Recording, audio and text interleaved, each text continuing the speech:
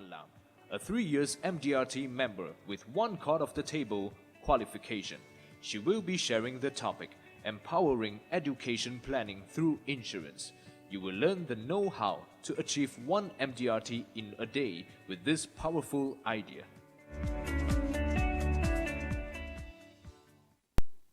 Good day, MDRTs and experienced MDRTs. My name is Kaka. And first of all, I would like to thank you for taking your time to join us today.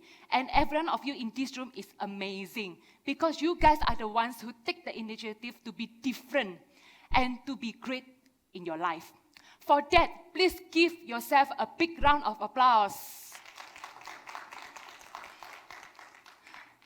So today I'm going to talk about empowering education planning through insurance. Before I start, can I ask a question to all of you here? How many of you in this room who wants to know how to achieve MDRT in one day? Great. Yeah. Next question. How many of you in this room who wants to know how to attract your clients to call you? Okay, let me start. Let me show you the way how to do it. For those people who in this room, also for those people who watch me online. Most agents will face the same challenges when it comes to open case. They do not know what to say. They do not know what to ask. They do not know how to actually open case. Especially, the worst come the worst, even they chase the customer away. So in actual fact, it is something unavoidable. Most agents tend to approach clients instead of attract clients. Hence, there's a model that I use to minimize objection instead of handling objection. So this model, I call it as RDSD model. It stands for Relax, Disturb, Solution, and also the last one will be Dreams or Life Purpose. In Relax, we have to find a common topic between you and your prospect. We have to create a great bonding with your prospect, and also we must do a proper fact-finding with your prospect. Why do you all need to do this? Do you think that your client will even listen to your advice if they do not know well about you, they do not know much about you, and whether or not you are reliable, or whether or not you committed to your business? Your prospect might not know about that. When your prospect doesn't know about that, do you think that they will even trust or do business with you? Think about it. We'll always remember, when they like you, trust you, and respect you, then they will do business with you. So the next one will be Disturb. In Disturb, we have to use real-life examples and scenarios and create awareness with the facts and figures. And newspaper articles, Facebook posts, can be write-ups, can be statistics of claim history. As all of you all know, humans are visual creatures. They have a greater chance of remembering and understanding information that is presented to them in the form of graphics. The next one will be in providing solutions. We need to clearly present and explain the features and also the benefits of our plans with a precision. We must know how our product very well, and also at the same time, we actually have to get the client to actively involved. At the same time, also have to plan the process in the sense of empowerment, sense of responsibility, and also sense of urgency. And do you realize that most of your prospects have an insurance, but do not know what they have, or they even do not know what are they covered for? Any of you actually encounter this kind of problem? I think most of you, right? When you ask your prospect, okay, Mrs. Prospect, how much do you have? Or maybe, yes, you have insurance. I believe every time when we see our prospect, they always tell us that I have insurance. No need to talk about insurance to me anymore because I'm well covered. But asking them this question, if you are really well covered and you understand your insurance very, very well, how much are you covered for? And to begin with, when you purchase this insurance plan, how was this plan was bought in the first place? Do you realize that most of your prospect or client, they will just say that, I bought this plan because of to support my friends. Or I bought this plan because of I have this budget. And the last thing is that I have this budget, then I want my agents to just come up with some quotations. then you only pick up the policy. But think about it. If all this plan is not planned by you, but planned by your agents, and sometimes it's because you buy it because you want to support them, do you think that in the future, if something happened to you, this policy will even help you to protect you and your family? The answer is no. You don't even know this policy. How was it bought in the first place? You do not even know the purpose of this policy. How can this policy actually help you in the future? Right? So most agents plan their clients instead of letting the clients to plan for themselves. We as an agent, we do not actually do that. What we want to do is to guide and empower your client in insurance planning or financial planning. If you want to be different, remember, you must do something that other agents don't do. And there's a reason why they choose you, because you are different from any other agents. Don't sell policy or don't sell policy to your client. But what you need to do actually is to propose something which is tailor-made with their needs. And on top of that is that you empower your client to understand their plan very well. Because when you empower your client, means that your client take ownership of their own plan. That's how they appreciate their plan. So when it comes to young parents, most of their dream is to give the best to their children. As all of us here know, because of the best gift that the parents could ever give to their children is to provide them a good foundation to start off their life is through a good education. So that we help our children to achieve their dreams, and some children's dreams to become a pilot. Some children's dreams to become an engineer. Some children's dreams to become a doctor. Some children's actually dreams to become an entrepreneur or even a scientist. And that's how they want to build their own business. But all of us here also understand that we cannot deny the fact that all the journeys achieving your dreams requires money. Dreams are expensive. All this requires fundings. And in order to ensure your children have a smooth journey to achieve their dreams, education funding play a very, very important role. And education funding will only exist if it has been planned out properly. Hence, most parents must understand the proper way of doing education planning. Let me share with you how to do a proper way of education planning through insurance. I will start with bring the RDSD model in education planning. Let's start with relax. There's a list of the questions that I will ask my client to create an interaction between the agents and also the prospect. The first question will be like, you have a lovely kids. Or you can ask, may I know how old are they? You can even ask, are you planning to send your kids to go to international school? Or maybe have you done even research about the school fee for the international school? Those are the questions that you can create the interaction between the agents and also the prospect. Next, most of the time when you ask your client how to plan your children's educations, there are three common answers. There are three traditional answers. Can any of you guess? I think the first is very, very common is that save money systematically in FD. This is one of the very, very common answers that I get from my client when I talk about education planning. Secondly, is fund my children's education with property. And third, fund my children's education with my investment.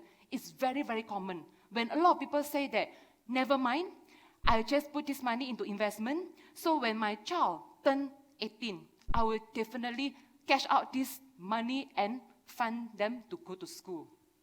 These are the common answer from your client. So, let me start. When they give me this kind of common answer, I will start to asking them some question. In terms of this presentation, I think most of you knows that don't try to advise them before understanding their needs and their wants. So in the presentation, we need to actually ask them more questions from your prospect. So the first is that there's 5 impactful disturbing questions to share with all of you. Asking client the right question is very, very important, because if the question is impactful, it will lead to a closing. So let's go to the first question. Okay. Can any parents guarantee that their health will not change in the next 3 to 5 years? And if it does, will this affect their ability to earn? Second question, can any parents guarantee that they will always have the ability to earn and to save their children's education in the next 10 to 15 years? And most likely they just say that, no. Who can even guarantee it? Things happen unexpectedly. There's no one can guarantee what is going to happen in the future. And the third question, can any of us guarantee that we will live until our kids go to tertiary education and finish their college? Can any of us guarantee? The answer is no. Nobody can guarantee. If any of these uncertainties happen, what will happen to our children's future? Will their future be affected? What is your exit plan when that happens? And if they do have an exit plan, what is that? Most of your prospects will say property or FD or even an investment.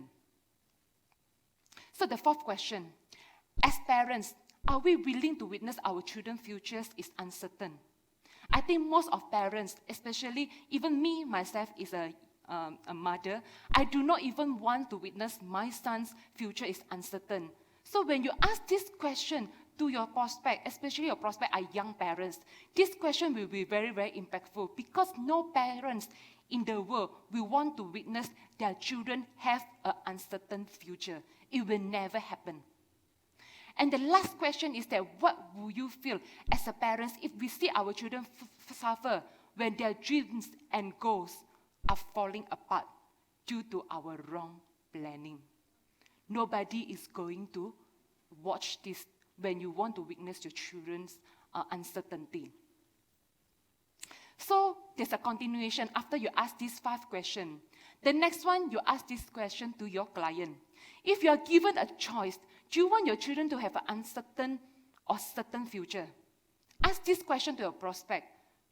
Which future that you want to give to your children? Is this certain or uncertain? And let's go back to what most parents do to plan their children's educations.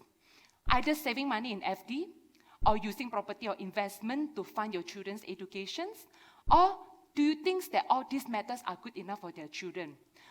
To be honest, when I ask my prospect, how do you do education planning for your children? I was very, very happy when they answered me that, Kaka, if you're asking me about education plan, the first thing is that, why don't I just save money in FD? Isn't it enough? Why should I need to instill insurance element into education planning? I don't see that as a good plan. A lot of my clients actually share with me about this thing. And a lot of them also, they say that I will be using property because at least I can see a tangible item in front of me. I have the property. So maybe when my children turns 18, I can cash it out and I use that money to fund for their educations. And the very common answer also about investment. I actually invest a lot of money in share market. But why when they give me this kind of objection, I'm really, really happy to handle it. Because that is, I will start how to compare this property, investment, and also insurance planning. So I ask the next question. Okay, Mr. Prospect, if you mention about property, for example, when your child turns 18, and you really need this money to go to school, normally what do you need to do? You need to cash it out, right? You need to cash it out and use the money to fund your children to go to school. But what if when that happens, another pandemic come into the picture? Or maybe another economic crisis in the picture? Do you think that you will be able to sell your property and to cash it out? Because to begin with, you only can cash out when there's a transaction. There's a buyer and there's a seller at the same time. But if let's say you cannot cash out, means that basically property is not a good ideal ways to plan for the children educations. Because when you need the money the most, there's no buyer. Then how are you going to use this money to fund the children educations? Can you even tell your children, say that, sorry children, can you wait for another 6 months because I cannot cash it out. I need the money to send you to school. But it's just that it's not enough now and there's no buyer. As the parents, will you even say this to your children? No. So do you think that your current plan of doing education planning, is it good enough? The answer is no. What about investment? Okay, let's talk about investment. A lot of people say that share market is good. Why don't I just invest my money in the share market? So I believe that when my child turns 18, I can make money from there. But do you realize that share market is always related to market performance? Share market is always related to economy, right? What if when that happens, when you want to actually cash out your investment, the market is down? Do you think that you are making a profit? Instead of you're making a profit, at the end of the day, you will be making a loss. So when you make a loss, do you think you still have the cash to send your kids to school? The answer is no. And also, what about if you really, really need to cash out this investment? What about economic crisis is along the line? Do you think that you can even make money? No. So this share market or investment in the share market is very, very volatile. There's no guarantee element in it. Means that basically you put your children's futures in gamble. We just depend on the market performance. When your market is up, means that you have a fund to send them to school. So do you think that you can depend your children's education on investment? The answer is no. That's how that I start to share with my prospect why insurance is good in terms of education planning. And to begin with, start sharing with your prospect. I'm here today not to ask you to cancel whatever that you have planned for your children, but I'm here today to enhance whatever that you have planned for your children to make it better for them. Because what we want for them is not just normal financial planning, but we want to make sure they have a balanced financial planning from the variable elements, for example, like investment, plus guarantee elements, which is from insurance. So all are these methods certain for them when they talk about FD, when they talk about property, or when they talk about investment. So most parents know how to accumulate the fund for their children education, but they tend to forget to protect it. Do you guys realize that most of your clients do that? I'm busy accumulating, but I forget to protect the fund. So at the end of the day, okay, look at this scenario. If let's say you are busy accumulating, but you forget to protect it, if one day you lose your ability to earn, are you going to touch this accumulation of the education fund? Are you? You will, right?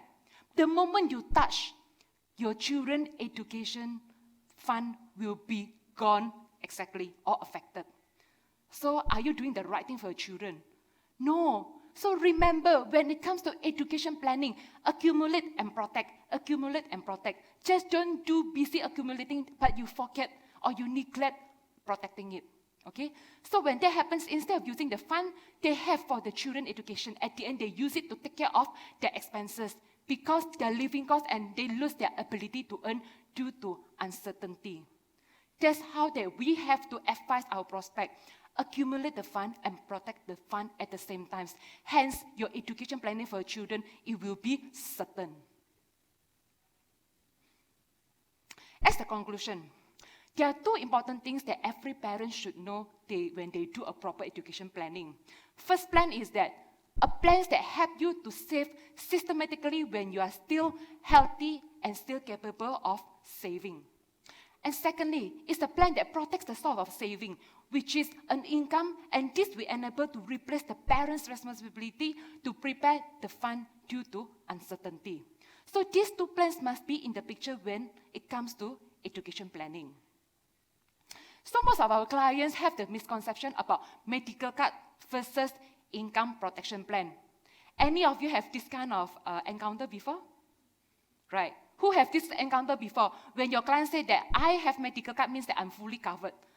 Right, okay. When they have a medical card, for example, 2 million coverage, they thought that I'm fully covered, anything happen, my financial ability will be protected. Do you think they are right? Wrong. So I started actually sharing with them why medical card and income protection insurance play a very, very big difference purpose. First is that medical card to pay for the medical bills. And medical cards to protect whose income? To protect doctor's income. Am I right? It's not protecting your income. So why are you busy protecting doctor's income rather than your own income? Your income is so important, but you are busy protecting doctor's income. And you are busy protecting hospital owners because you care so much about your hospital owners' income. What about your income? Who's going to protect your income? Right. So some client also told me that it's fine, Kaka. Okay, if worst comes to worst, I will just go to government hospital. Fine. It's just that you might take a time, like longer time, but at the end of the day, you will get treated. But what if you lose your ability to earn? Can you go to the government hospital and say that, can you give me my income? Because I'm not able to work anymore. No. So who's going to replace your income? The only financial product that will replace your income is only insurance when you are not able to work due to uncertainty, due to critical illness, due to disability, due to premature death. That's why medical card and income protection must work hand in hand. Same goes with doctors and financial advisor, financial consultants works hand in hand. Because doctors cure you medically, and we, our profession, cure you financially. Therefore, in order to prevent all this understanding from happening, insurance is one of the most effective and efficient financial products that replaces an income due to premature death, illnesses, disability, and at the same time that their children's education and future will be taken care of. Okay, let's come to a case study. Okay, let me share with you all, whoever in this room and also whoever watching me online, about my real case study. So I met this client, a couple, okay, husband and wife. And this guy actually never believed in insurance. Think about it. As an agent, when you want to sell, you want to actually try to talk about insurance to someone who doesn't believe in insurance at all. Do you think how difficult it is? It's super difficult. And this person said, I never believe in insurance, and I'm not going to believe in insurance, and I don't believe in insurance. When that happens, it also gives me challenges, how to actually talk to this person. Then after that, I start talking to the wife. Most women, they want security. That's how the wife believes in insurance. On the other hand, the wife believes in insurance. Then tell the husband, fine, you don't believe it's fine, but at least I want a little bit, at least a minimum amount for myself in case something happened to you. So I asked the husband this question, exactly the same as I explained earlier on. I asked him, if one day you are not able to work anymore due to critical illness or due to disability, or maybe you're no longer in this world anymore, so who is going to take care of your wife? And where all this fund come from to take care of your wife and your children's educations? And you know what he said? Don't worry, Kaka, I have 2 property fully paid, and each worth about 1 million plus, about 1.2, 1.3. So 2 property is comes about 2.5 million. So why should I worry? And he kept telling the wife that you don't need to worry because anything happen, you have a 2.5 million from this property. Okay? But things happen. Okay? After about a year later, the husband was diagnosed with a terminal critical illness. Okay? So when that happens, right, the claims, the wife actually asked him to get a minimum amount, as I mentioned earlier. So the wife actually asked the husband to get $500,000. Only $500,000, okay? So when actually the claim, he got the lump sum already from the critical illness claim. Then after that, when I talked to him, because I go back to him and see how he's doing and also how the wife is doing, then I asked him again, what you think about insurance? I asked him. Then he said that, yeah, Kaka, it's only $500,000. Do you know that if I can cash out my property, basically I have a 2 million in hand? Because 1.2, right? And 1.3 million, right? I have a 2 million in hand. So this 500,000 actually plays nothing. That's what he told me. But he wanted to sell the property, and after 6 months, nobody buys. Then I went back to him, I asked, so let's do a comparison between these 2 financial products. Is insurance help you more or your property helps you more? Which one better? Then he said, yeah. I realized it. So this guy actually went through an impact learning to believe in insurance. And from that moment onwards, he believed in insurance because he feels that, I didn't know that, I thought that tangible item is good because I can see it, I can appreciate it. There's a value in it. But I don't see insurance because it's just a contract. Yeah, I don't even see it like physically there. But then when it comes to happen, I couldn't sell my property. I couldn't cash out 2-something million. But at least this $500,000 pays out. And before that, I told him, if you do not actually have this insurance with you, basically, because he has 2 children went to international school, I told him, who's going to pay for the children education fund? Are you going to withdraw your children from international school? What your children going to feel when they have to tell their friends that, I'm sorry, I need to leave because my parents cannot afford me to go to international school. Do you want your children to go through this kind of pain or not? You do not want as a parent. That's how that, from that moment onwards, he believed in insurance. Even he actually get a critical illness coverage for the wife after that, because he believed in it, and also he even cared for the children. That's how that impact learning is so powerful.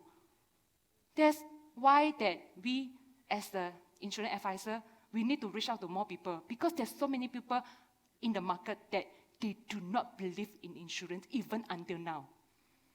Okay? So to summarize that, if the breadwinner of the family is not able to fulfill his or her responsibility to provide the best education to the child as the parents, he or she will make sure that the surviving parents, which is the wife or the spouse, will receive a lump sum of money which will then be used for the children's education, and their children's dreams will not be compromised. Education is very, very important for children, so we will never be, at least we want to make sure that the children's future will always be protected.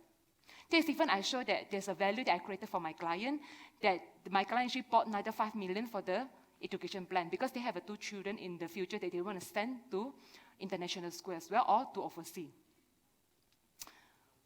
This is one that I actually would like to share with all the audience as well. Why insurance is very important, okay? Through insurance, our dream for our children future and our love for our children is no longer only words, but it will become a reality in a black and white through a contract. That's what life insurance is all about, to ensure dreams become a reality.